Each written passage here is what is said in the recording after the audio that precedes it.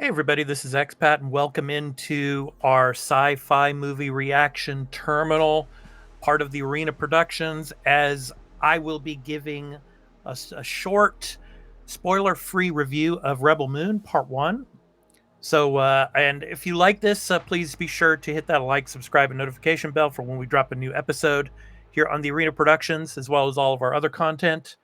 So let's go ahead and talk about it a little bit. So Rebel Moon Part 1, A Child of Fire, directed by Zack Snyder. It's available on Netflix, and it's an ambitious sci-fi epic, and it's gotten really a mixed reception. But the movie is influenced by classic cinema, notably Kurosawa Akira's Seven Samurai, and it contains elements reminiscent of the Star Wars universe, and it really reflects on Schneider's original intention for it to be a Star Wars project, actually. The film's visual style is quintessentially Schneider, and it's marked by grandiose action sequences and prominent use of slow motion, which is a hallmark of his directorial approach. These visual striking scenes in the film, however, are not enough, I think, to fully carry the movie.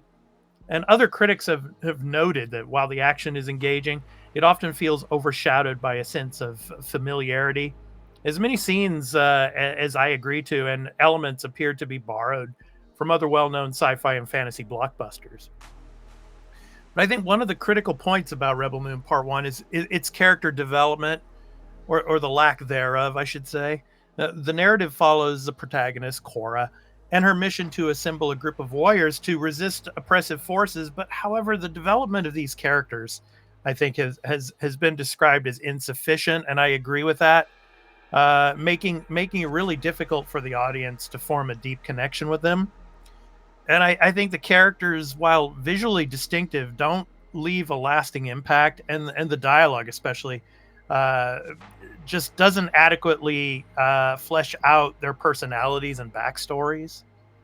The reception of the film reflects its ambitious nature, but it's also its shortcomings in originality and its narrative depth.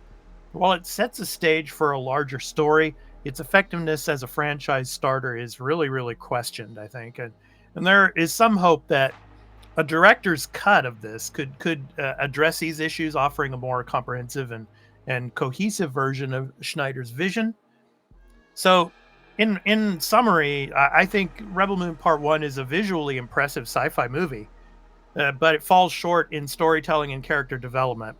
Its heavy reliance on genre tropes and visual style over substance has really led to mixed reviews all over the net. And I agree that some of the viewers enjoying the spectacle, uh, but in a sense, others are finding it lacking, as I did, in depth and originality. So now I want to talk a little bit about my predictions for part two. I think part two might delve deeper into the expansive universe Schneider was starting to build here. I think we can expect more detailed explorations of different planets and cultures within this universe, potentially adding layers to the story. And when it comes to the character development, given the criticism of underdeveloped characters, which I agree with in part one, part two might focus more on character arcs, offering deeper insights into the protagonist's backgrounds and motivations, possibly making them more relatable and engaging. I feel so. And when it comes to the narrative, it's likely to escalate in part two. I think we're going to get higher stakes and more intense confrontations as the story progresses throughout and towards its climax. And visually, Schneider's signature visual style is probably going to continue in part two, potentially to elaborate more and be visually stunning within action sequences, I think. Yeah. And then when it comes to the themes, I think themes like resistance against oppressive forces and the fight for freedom, common in a lot of space operas, I think will be further developed. And so, yeah, those are my predictions for part two. But anyway, let us know in the comments what you felt of Rebel Moon Part One: A Child of Fire. So anyway, if you like this video, please be sure to hit that subscribe button. And we're looking forward to bringing you more in 2024. And this will also be going up in audio format as well.